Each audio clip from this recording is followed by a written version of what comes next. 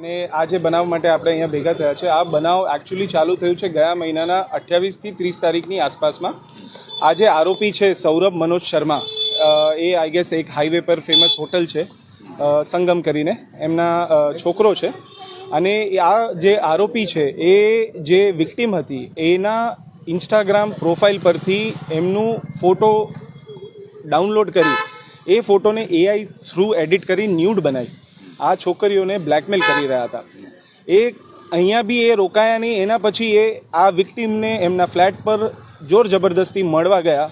જે ગાડીમાં number plate વગરની ગાડી, આખી ગાડીનો કાચ બ્લેક, એવી ગાડી લઈને એ વિક્ટિમને ત્યાં જોર જબરદસ્તી મળવા ગયા. ત્યાં જઈને 2000ની માંગણી કરી છે દર મહિને.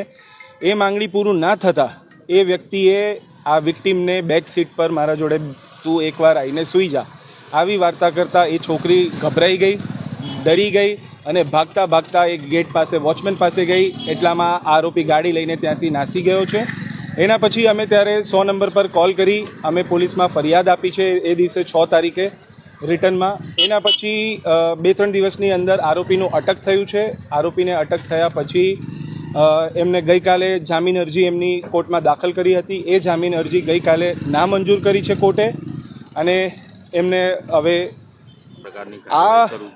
આ જે અક્યુઝ છે એ એનું પહેલી વાર્તા નથી. આના પહેલાં બી આ એક છે ને જાતનો રેગ્યુલર આ ક્રાઇમ કરી રહ્યો છે. આના પહેલાં બી એક છોકરી જોડે એને આવી કૃત્યો કર્યા છે, જેના અમે પુરાવા પોલીસને હાર્ડ કોપીમાં સબમિટ કરેલા છે કે આ વિક્ટિમ સિવાય બી પહેલાંના વિક્ટિમો છે.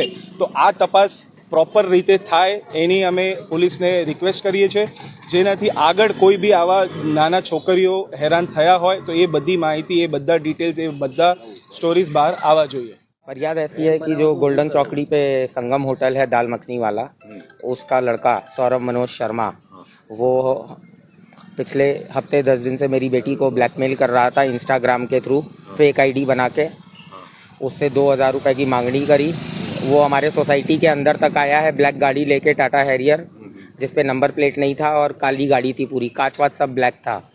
और बेसमेंट में आके लड़की से 2000 रुपये की मांग की है और उसके बाद उसके साथ संबंध बनाने के लिए फोर्स किया है.